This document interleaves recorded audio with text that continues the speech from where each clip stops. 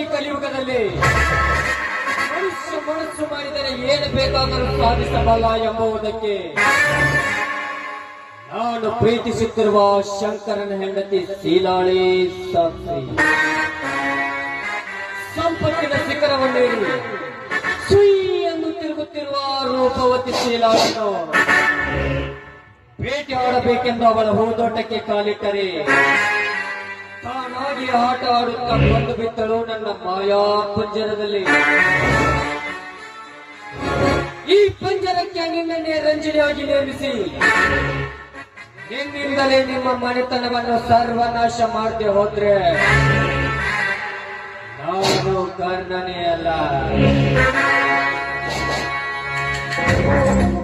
ಲಂಗೋಟಿ ಹತ್ರ ಮರ್ಯಾದೆ ಬಗ್ಗೆ ಭಾಷಣ ಮಾಡಬಾರ್ದು, ಕಸಾಯಿ ಹತ್ರ ಲೆಕ್ಕದ ಬಗ್ಗೆ ಚರ್ಚೆ ಮಾಡಬಾರ್ದು.